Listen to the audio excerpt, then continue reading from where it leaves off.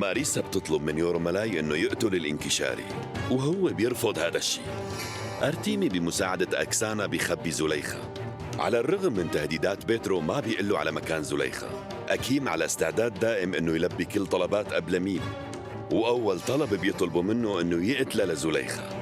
كلاديفيا بتحس إنه آلتان هو ابنها اللي خطفوه الأتراك بصغره، وطلبت منه إنه يسامحها، وترجت كلاديش إنه يطلعه من السجن. مصطفى بعد ما عرف إنه آلتان محجوز عند الروس بيطلب يجيبوه لعنده لحتى يحاكمه. حرس الحدود بيطلبوا السماح من يورمالاي وبيتشكروها كتير لآنا.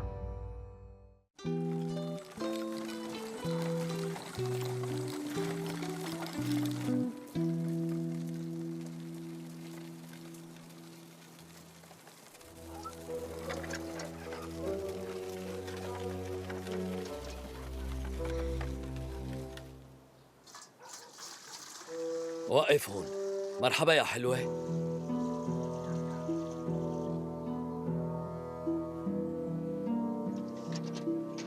شبك شو صار لك؟ تفاجأتي؟ انت شو اللي جابك لعنا؟ شو هالاستقبال؟ انت مانك شخص غريب عني. هيك بتقابلي عرابك؟ شلون لازم استقبلك؟ يا ريتنا كنا غربة. اسمعيني منيح وركزي بكلامي كتير، ماشي؟ بعد اليوم ما رح يكون اسمك زليخة، اسمك زويا. اسم حلو كتير ومعناه هو الحياة. شو؟ هالاسم يوناني قديم ومعناه هو الحياة. هو انتي من وين جبتي هاي المعلومة؟ من دراستي. زويا معناه حلو هو انه نبدأ الحياة من جديد، بس ليكي اهم شغلة ما تخربتي باسم بابا غافرييل بيروفيتش. طيب كلمة بابا كيف بتحكوها؟ شو؟ أبي بابا يعني ما بتفرق كتير. انتي نصك قوقازية ونصك شركسية، ماشي؟ وفقتي زوجك من فترة وجبناكي لعنا لحتى ترتاحي وتغيري جو. اصحك تحكي غير هيك. شو غير هيك؟ يعني اصحك توثقي بشي وحدة وتحكي لها. صحيح انتي بتعرفي تطبخي أكل روسي ولا لا؟ بصراحة نحن كان عنا طباخ. هالشي كتير غلط. لازم تتعلمي الطبخ إذا رح تعيشي عنا. أهل الضيعة بيعضوا بس يجوعوا. كيف؟ شو يعني بيعضوا؟ عم امزح معك، بس هن بيحبوا ست البيت الشاطرة، وإلا بيكشفوكي إنك مو منا. يعني بدي اختلط فيهم وحاكيهم كل الوقت؟ رح تكوني مضطرة لأنهم أكيد رح يزوروكي وبدك تبيني ست بيت قدامهم. بيجوا بدون عزيمة؟ إيه لازم تتعودي، كلهم حشريين وممكن يتدخلوا بخصوصياتك كمان. ما بعرف ليش هيك.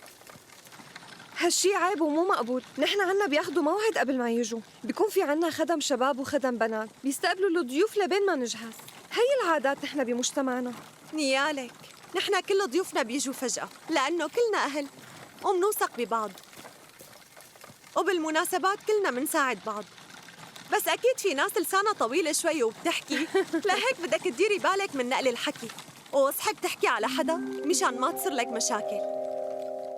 معقول هيك؟ ما رح تعزميني لعندك؟ وجودك مرفوض. بس أنا أجيت لهون اليوم يا بنتي خصوصي كرمال شوفك ولا أطمن عليك وعلى صحتك وشوف إذا ناقصك أي شيء.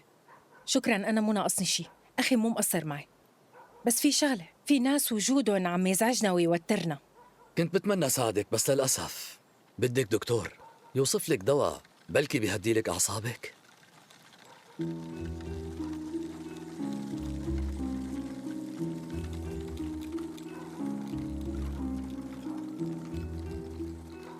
مو كأنها هي مرت أخوك فيودور ولا أنا غلطان؟ بيجوز، مو متأكدة إذا هي أكسانا. مين معها بالعرباية؟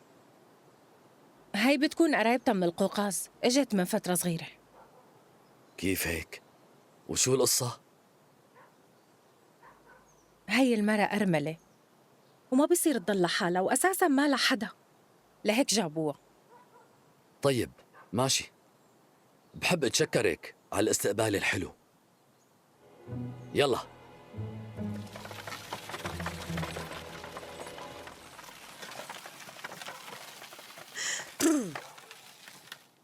وصلنا، يلا انزلي. بابا بابا، غافرييل بيروفيتش. الظاهر مانو مبسوط بجيتي لعندكم. لا أبداً، شو عم تقولي؟ هلأ بيطلع. طيب ليش طول؟ بيكون عم يرتب البيت. قلت له إنك من طبقة غنية. طيب شو لازم ناديله؟ غافرييل بيروفيتش؟ اعتبريه بيقربك، قولي له عمو غافرييل وبس. يلا. أكسانا؟ كأنه جاية لعندك ضيفة. مزبوط، هي قرايبتي وجاية لعنا زيارة. يعني ما أنا من هون ما هيك؟ بجوز وجودي عندكم يعملكم مشاكل. بيعرفوا إني مو قرايبتكم. هدول بيلعوا كتير، لا تردي عليهم. بعدين بتساعدي بابا بالبيت شوي وبتديري بالك عليه. زويا امشي، خلينا نفوت على البيت نشوفه. تفضلي امشي. شكراً.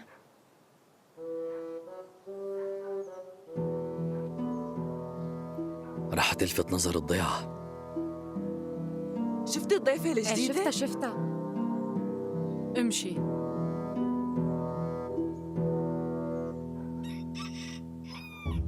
أنوشكا، ليلي شو اللي مزعلك هلأ؟ خلص كل شي منيح، هن اعتذروا مني وشكراً لك على كل شي. اعتذار منك بسطك، بس أنا ما شفته اعتذار مناسب. وقفي شوي. انت شو صاير معك؟ يورملاي أنا عشقانة. وشو بدك أحلى من هيك؟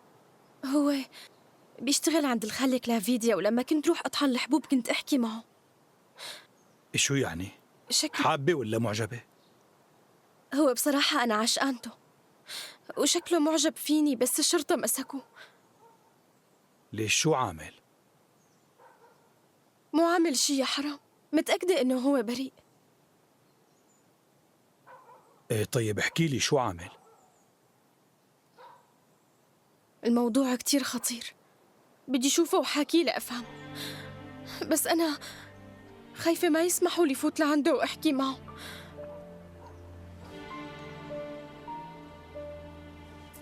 قلي شو لازم أعمل؟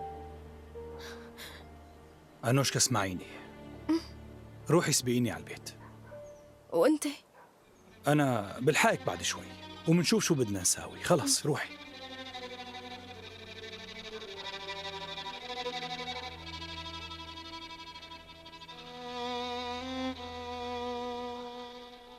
سمعت إنك طلعت براءة وما ضل عليك ولا تهمة. مالك مبسوط بهالشي؟ كيف بدي أكون مبسوط من دونك؟ اشتقت لك. ماريسا، أنا تعبانة يورملاي، كتير موجوعة، ما عاد عندي قوة، ما عم دوق طعم الراحة أبداً. المجرمين راحوا بدون ما يتعاقبوا على اللي عملوه. خلصنا ماريسا، بترجاكي تنسي هذا الموضوع نهائياً. وصدقيني إذا كنا مع بعض كل شي رح يكون منيح. بوعدك. أكيد لا. لا،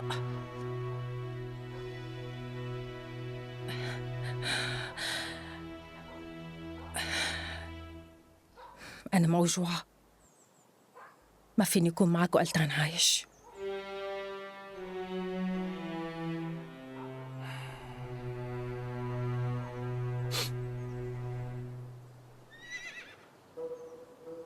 ليكي انتي فهمتي كل شي ما هيك؟ إيه. حاولي انه ما تطلعي على الشارع الا للشي الضروري، اتفقنا؟ إيه. انا رايحة.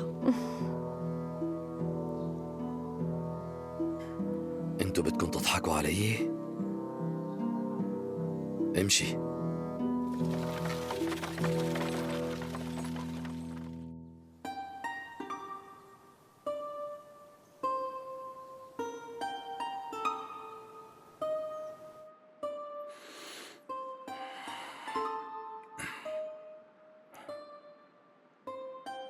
أنت لساتك صغيرة على هذا الحزن.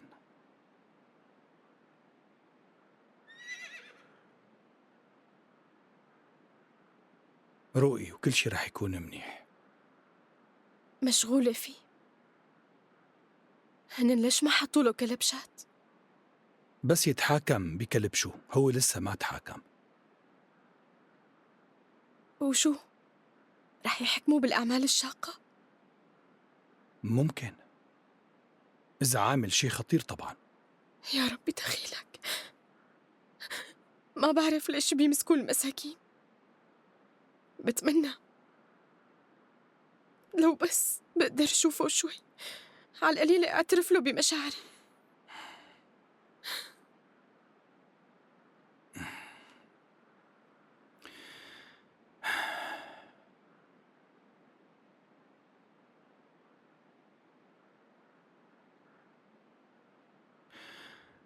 بتعرفي شو؟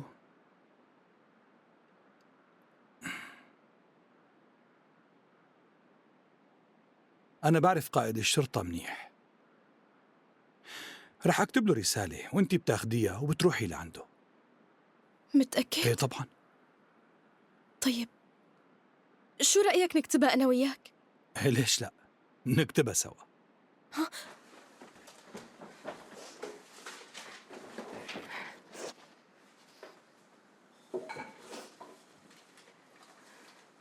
شو بدك تكتب له فيها؟ خليني ركز وأنتي روحي جيبي لي مي.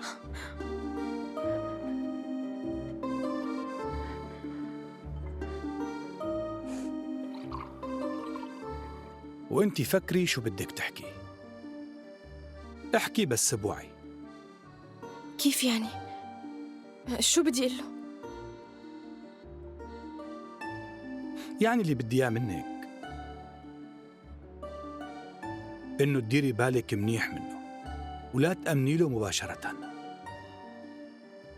يورملاي هو بالسجن، واحد مثله شو في يعمل لي مثلا؟ الزلمة بده مين يساعده. وحتى لو كان بالسجن انتبهي، انت ما لازم تعطيه الأمان. بس أنت ما بتعرفه يورملاي، هو منيح وما نو عامل أي شيء. طيب شو بدنا نكتب؟ أنا كتبت وخلصت. عن جد؟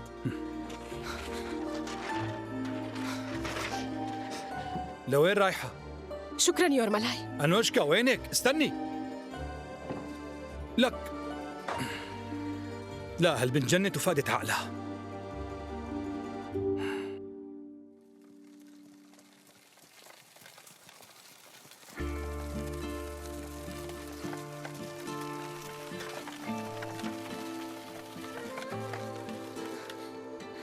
شكراً كتير عمو.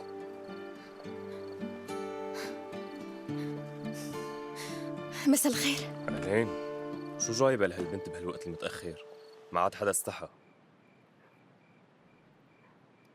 بس الرسالة مو موجهة إلي يا صبية. ليش مو لك؟ لكن لمين؟ موجهة لرئيسي، لمدير المنطقة السيد جلاديش. أنا مجرد شرطي، يعني هي للأعلى مني. وين فيني لاقي للسيد جلاديش؟ هو بجوز طلع على البيت لأنه اليوم خلص دوامه، ويمكن عنده شي مشوار مثلا. وشو بدي أعمل هلأ؟ فيك ترجعي بكرة. ليك صدقني أنا جاية من ضيعة كتير بعيدة عن المدينة، وبصراحة كتير تعذبت بالطريق. قدر مو وضعي. طالع بإيدي أعمل لك شي. تعالي بكرة. طيب أنا وين ضل من هون لبكرة؟ وين ما بدك ضلي، أنا شو دخلني؟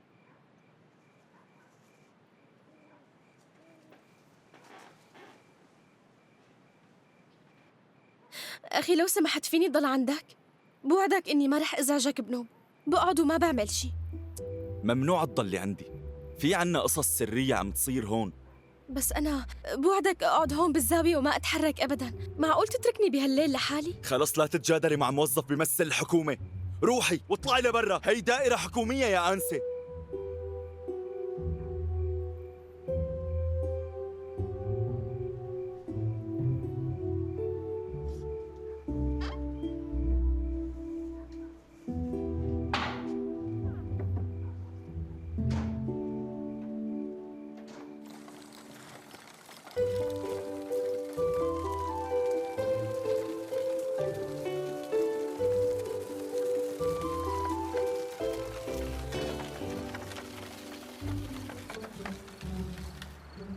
وصلنا وأخيراً.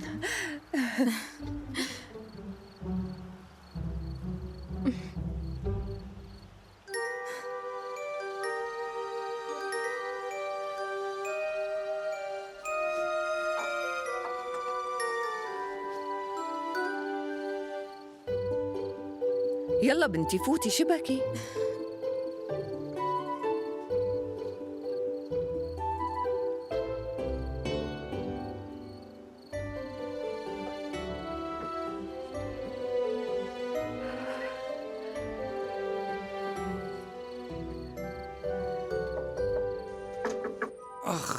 مرحبا. فينا نفوت شوي؟ مساء الخير. داريا ألكسييفنا وليديا إيفانيفنا، شو اللي جابكم بهالوقت؟ يعني نحن نحن بصراحة كنا قراب. فينا نرتاح عندك إذا ما عندك مانع؟ طبعا تفضلوا ارتاحوا. شكراً كتير. العرباية انتزعت معنا نحن وراجعين على البيت.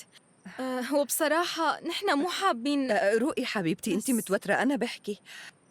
نحن كنا بمشوار وتأخرنا بالرجعة، وكنا عم بنقول نضل هالليلة هون عندكم بالضيعة. إذا حضرتك ما عندك مشكلة طبعاً. فيك تستقبلنا ببيتك؟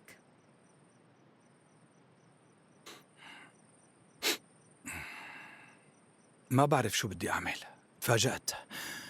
ما في عنا غرفة تقعدوا فيها، يعني شفت عينكم البيت مو قد المقام وما رح ترتاحوا فيه أبداً. لا لا لا، ما تشيل هم.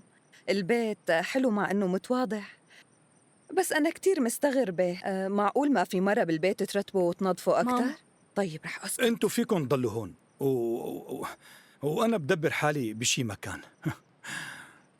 حبيبتي ليديا، خلينا نروح لأنه شكله يورملاي مو جاهز. استنوا، في عنا جارة كتير منيحة وهي أكيد بتستقبلكم عندها ورح تكون مبسوطة، لهيك أنا رح حكيها.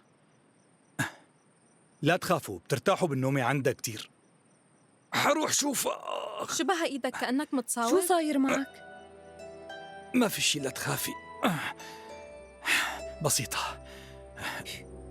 تفضلوا معي مشان نشوف الجارة. ايه تفضل.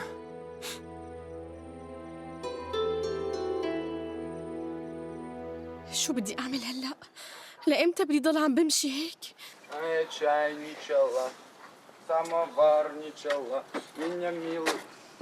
يا حلوة، تعالي روحي معنا مشوار.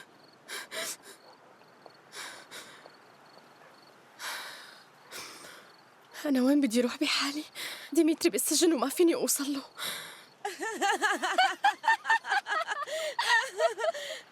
وأنت شو عم تعملي هون؟ عم بتمشى. عم تتمشي لحالك؟ معقول؟ شو؟ يعني التمشاية عندكم ممنوعة؟ ما في مكان تروحي عليه، صح؟ معك مصاري يا بنت؟ احكي. لا، معي بس شوي. طيب تعالي معنا، أحسن ما تمشي بالشوارع لحالك.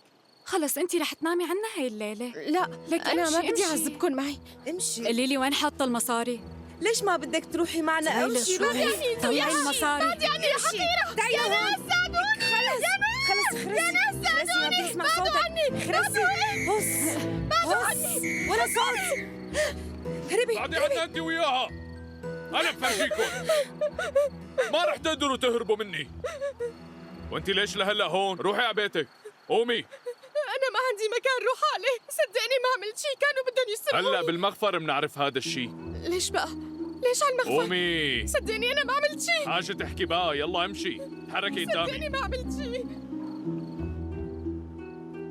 أهلا وسهلا فيكم، نورتوني. أنا كتير بحب الضيوف.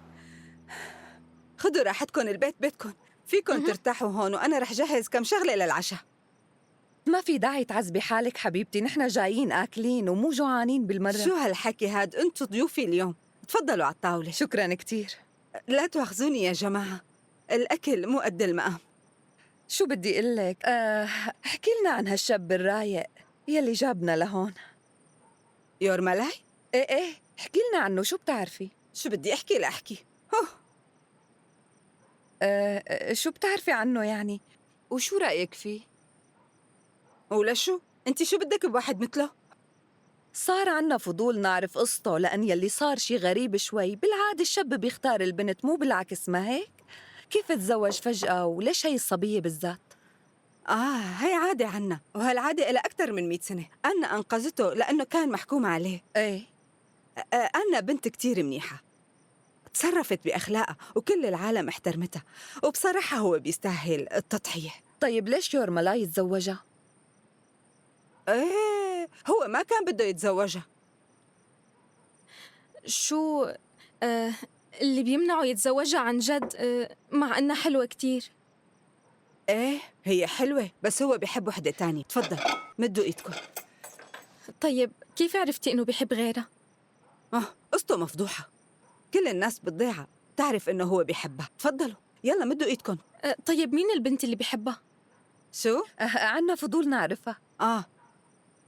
طيب رح أحكي لكم.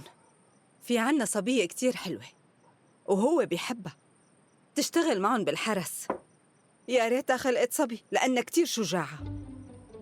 وشو يورمالاي ناوي يتزوجها مثلا؟ إيه، هو بيتمنى بس هي مو رضيانة فيه. هاي البنت أكيد في شي بعقلها، لو تعرفوا شو صعبة. بعدين مشاكلها كتيرة وبتحب شاب. يعني شو بدي أقول، الله يسامحني ويغفر لي. يلا على العشاء، وأنا رايحة زبط التخوت. أي سلم إيديكي.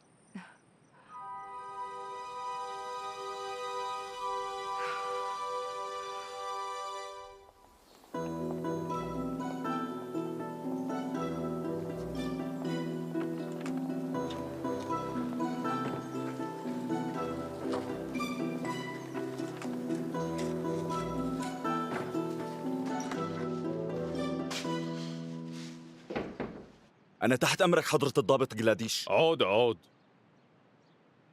خلصت مناوبتك. صباح النور يا حلوة. يسعد صباحك. شكراً لأنك ساعدتني وخليتني نام هون. لولاك ما بعرف شو كان صار فيني. حصل خير. أنا كتير فرحت أني وصلت باللحظة المناسبة. طبعاً ما كان عندي مكان روح عليه، وخاصة إنهم قلعوني من هون. هي الليلة مناوبتي وما بخليها على مسؤوليتي. أنت بتعرف القانون عنا.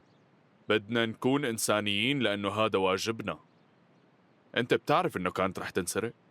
طيب حضرتكم فيكم تغيروا هي التعليمات. أنو فرينكو، شو الشغلة اللي بيوفرها قسم الشرطة؟ أكيد الحماية. يا ريت تقلي حماية مين؟ الناس، نحميهم من المجرمين. ومن واجبنا حمايتهم لما يلجأوا لنا، مو نتركهم يناموا بالشارع يا حضرة الضابط. تاني مرة تتصرف بدون ما ترجع لي. مثل ما بتأمر. هذا الموضوع ما بدي إياه ينعاد. سيد جلاديش، لو سمحت، أنت وعدتني تدبر لي موعد مع ديمتري. صح. مزبوط هالحكي. أنا قريت رسالة يورمالاي، حارس حدود منيح. السنة الماضية ساعدني إني أمسك مجرم خطير كتير. صحيح الحكي، هو بيساعد الكل. أكيد، بس بتعرفي شغلة، الشي اللي طلبوا مني بالرسالة صعب كتير وما له قانوني أبداً. بس لأنك من طرف يورمالاي إلك استثناء. شكراً كتير إلك. هو بشو متهم فيني أعرف؟ هاي التفاصيل ما لازم نحكي فيها بنوب. أنو فرينكو، بدي إياك هلأ تروح وتفتح غرفة الزيارة، وابعت خبر لجروتش مأمور السجن. حاضر بتأمر سيدي. على السريع. يا سيد جلاديش، بلكي في شي غلط بالموضوع. في مرة روسية اتهمته إنه هو خطفها وبده يبيع على الأتراك، لهيك نحن ألقينا القبض عليه. ماريسا، صح؟ أنا ما بقدر أكد لك أي شيء، بس هاي الاتهامات كتير خطيرة، ممكن ينحكم فيها مؤبد.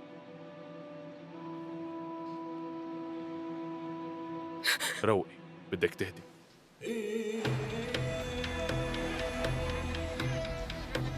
روح على المكتبة وتأكد لي إنه وصل طلبي. بدي مجموعة كتب بالإنجليزية والألمانية، ماشي؟ تأمر يا بيك. وهلأ بدي منك شي تاني. مرحبا يا بيك. اللي شو بدك فاسيلي؟ رسالة من السفارة التركية بروسيا. رسالة من روسيا؟ يمكن هالرسالة لإلك، يمكن كتبتها مرتك، بتكون بدها تعرف وين غايب كل هالسنين. هالحكي مو صح أبدا يا بيك، ما عندي أي معارف بالسفارة، والشخص اللي كتب الرسالة يمكن بيعرف إنه عندكم مدير روسي، فهي رسالة لإلك، يفضل تفتحها. مزبوط إنه عندي مدير روسي، بس ليش يراسلوني؟ الظاهر يلي كتب الرسالة ما بده اسمك الصريح يكون على الظرف وحدا ينتبه، لهيك حط اسمي. مين اللي بيخاف يحط اسمي على الرسالة بشكل واضح؟ الكل بيعرف القصة، وإنه السفير مصطفى بيك هو بيكون صديقي. مزبوط؟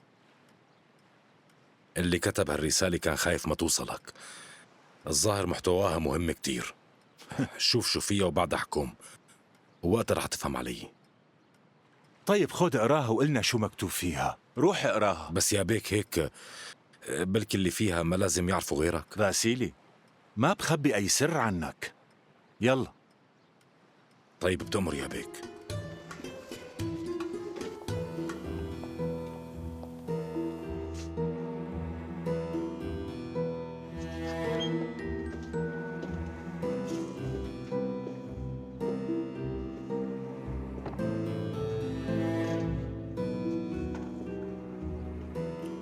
مساء الخير.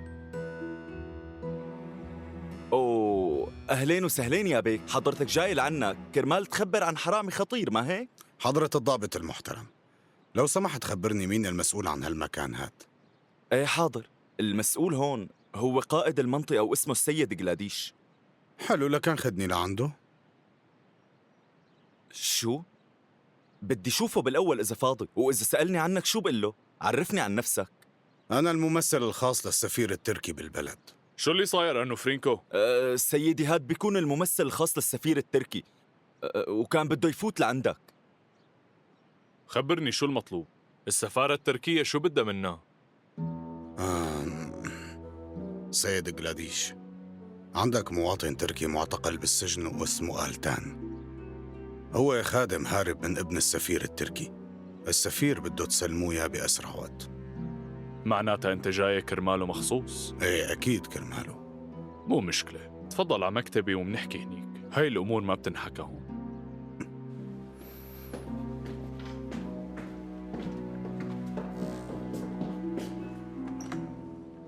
تفضل. شكراً. ارتاح لو سمحت. أنا ما بقدر أعطيك ألتان، هالشي كتير صعب. وشو هو السبب؟ خبرتك إنه خادم ابن السفير. كتير عادي. أنا كان عندي طباخ وهرب مني بزمانه، بس ما رحت وخبرت الشرطة عنه وقلت لهم إنه اختفى. تعرف ليش؟ قلاديش بيك، خلينا بالموضوع الأساسي، أنا ما معي وقت. يا ريت تخليني كمل اللي عم قوله. القصة اللي صارت معي نفس اللي صارت مع خادمكم. هو لما هرب خلص تحرر، والعبودية التغت عنه، وما في شي بيجبره إنه يكون تحت خدمتكم مثل ما صار مع طباخي. شوف، أنا مو حابب وصل الموضوع لحدا أكبر، قلت بحلها من عندكم. إيه؟ مثل ما بدك، بس آلتان مجرم بالقانون الروسي ولازم يتقدم للقضاء ويتحاكم عنا بمحاكمنا. مو مشكلة، منقدر نحكي بشي تاني غير القانون ونتفاهم أنا وياك ونظبط القصة بيناتنا. شو رأيك؟ أنا ما فيني أتجاوز قانون بلدي، هذا الشيء مرفوض عندي. بهالحالة السفير أكيد رح يشكيك للسفير الروسي ببطرسبورغ ويحاسبوك. ايه لا تستغرب، القصة ممكن توصل لأكتر من هيك. هو ممكن يوصل للإمبراطور، والإمبراطور رح يعطيني هالخادم. إذا الإمبراطور أمرني أعطيك خادمك ما رح أقول لا أبداً، بس أنا حابب نحكي بموضوع. معقول ما خبروك بالسفارة إنه آلتان خطفوه الأتراك لما كان صغير، وكمان طريقة غير شرعية؟ يا ترى مين هو المسؤول عن هاي الجريمة؟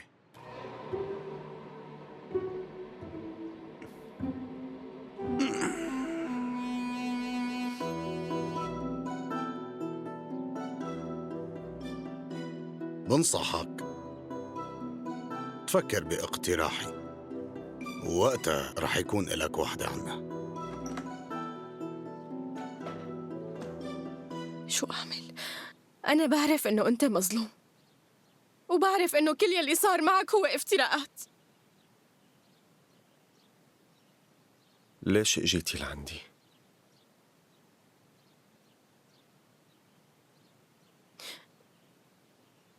في شي بدي أقوله، صدقني هالشي مو بإيدي. بحبك ديميتري.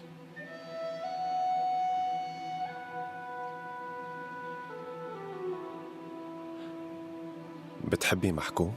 هربانة من الأتراك؟ شو هالحكي هاد؟ ما بتفرق معي بنوب. تعرف ليش؟ لأني بحبك رغم كل شي ومو هاممني أي حدا، حتى لو حكموك مؤبد أنا رح ضل ناطرتك تطلع وعيش أنا وياك، لأني بحبك بجنون. هاي التضحيات ما بتناسبني لأنها بتصعب الأمور علي.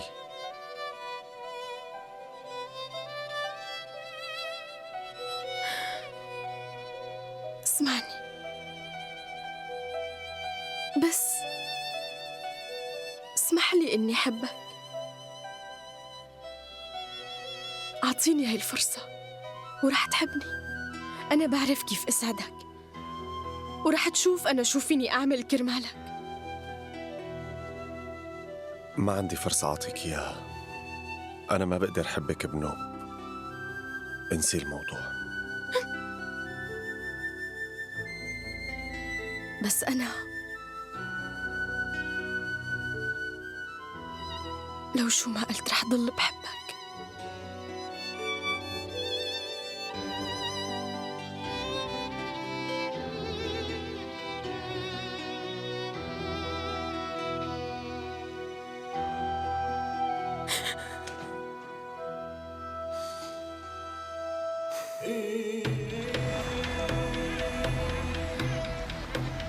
كل شي طلبته مني صار هون يا بيك. مرحبا يا بيك. تفضل. جيت لحتى أقرأ لك الرسالة. هي من أنو شورفان. أنو الشورفان اللي هو خادم المنجم اللي توفى من فترة صغيرة. إيه اللي هو شو كاتب بالرسالة؟ يا بيك الأفضل تقراها لحالك وبهدوء.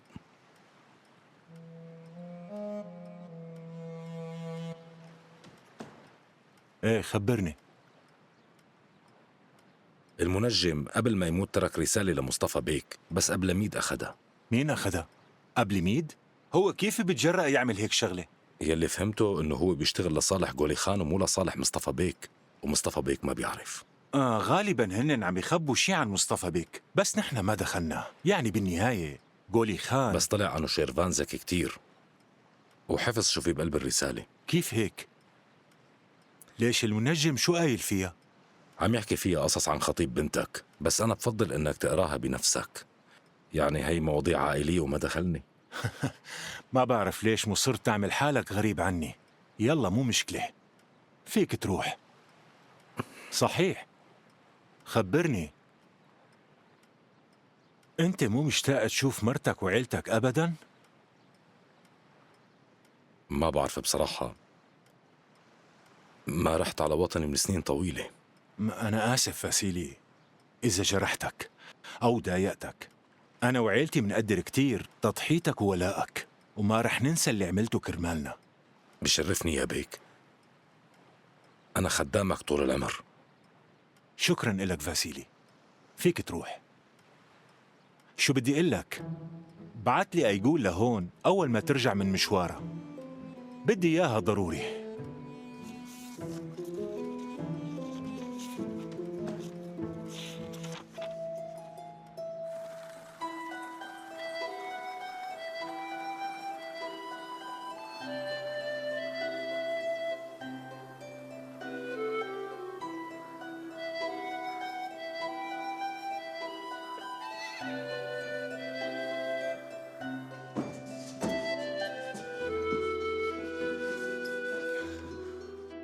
منفوت؟ إيه. داريا أليكسيفنا، ليديا إيفانيفنا. كيف كانت ليلة امبارح؟ نحن هلأ هون كرمال نشكرك على ليلة امبارح. ايه المرة كتير حبابة وما قصرت معنا بالمرة واستقبلتنا أحسن استقبال. منيح، فرحتوني عن جد. هي إنسانة حبابة بس ما بتسكت. طيب يعني فيكم تتفضلوا وترتاحوا حتى نحكي. أهلا وسهلا فيكم. شكراً إلك. بتعرف شغلة؟ كتير مبسوطين بجيتنا على ضيعتكم.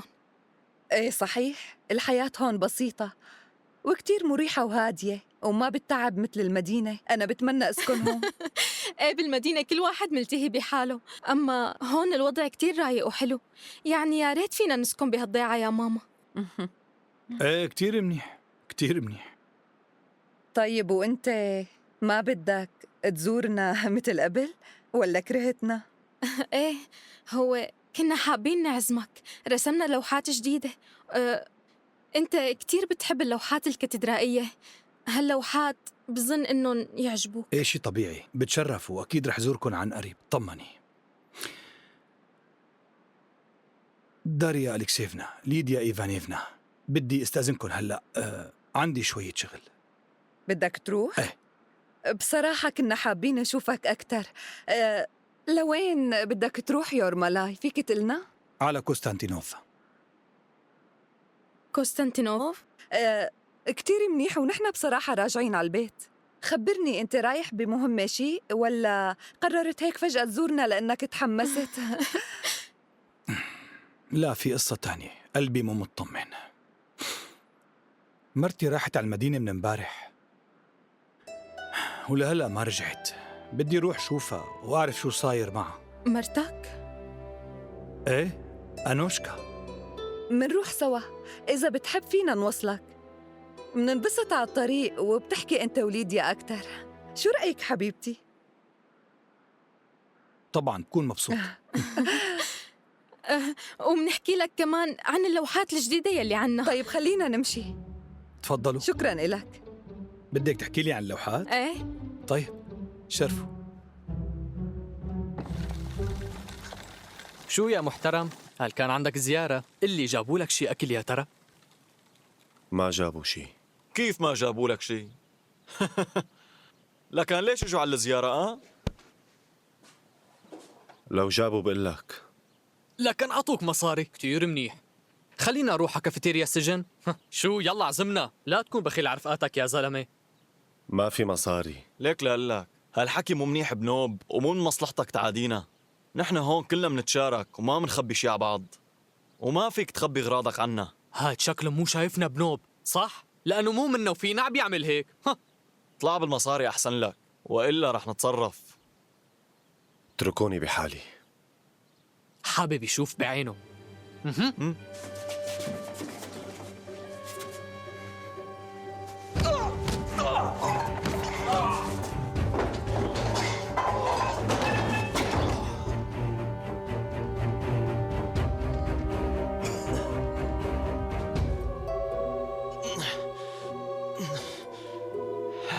أنت واحد مجرم وحقير. العمى بقلبك.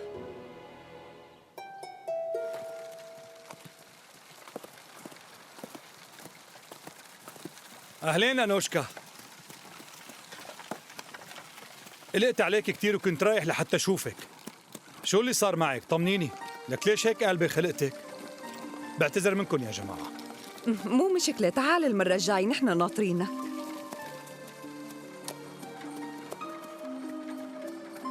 الواضح إنه علاقتهم مو منيحة، بس في شي مو صح. لا تخافي، كل شي بيبين مع الوقت. مو شايفة كيف مهتم فيها؟ لكي كيف ماشي جنبها وخايفة عليها، شكله بيحبها. بنتي هذا رد جميل، هو ما بيحبها أبداً. صدقيني مرجوعه لعندك وبكرة بتشوفي. ما بيهمني لأني رح بلش أكرهه، كتير مهتم لمشاعرها. طيب لا تفكري بالقصة. يلا ليه؟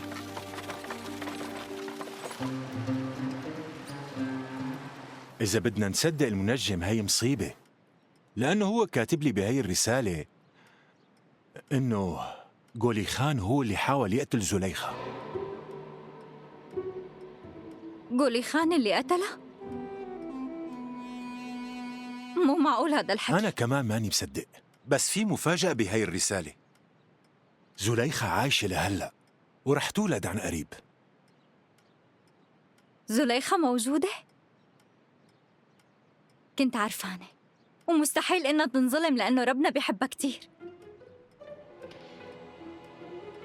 بس بهيك حالة أنا ما عاد فيني أتزوجه لغولي خان. لا بنتي،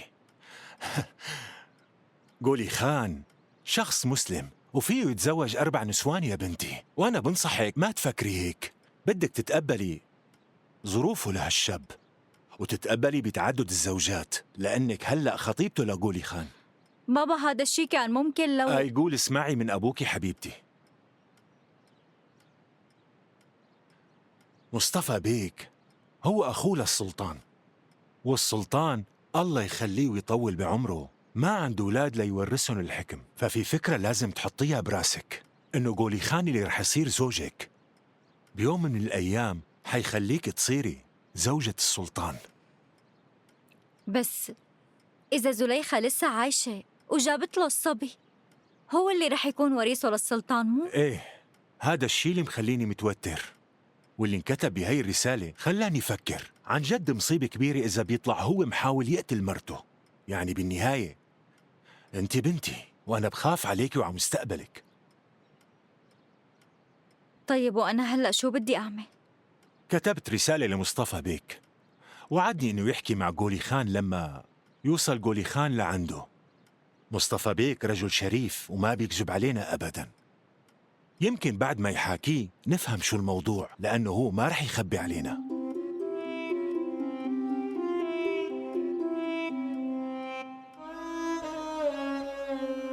أنا عم قلك إنه مصطفى حدا منيح وما بيسكت على الغلط أبداً، بس ابنه هو يلي سيء. كل مرة بيحاول يلحقه قبل ما يغلط بس ما عم يقدر. شو بدي أعمل؟ غولي خان بطل يحبني وحاول يقتلني. روقي، حاجة تكذبي على حالك. يلي بده يرجع لك ما بيحاول يقتلك.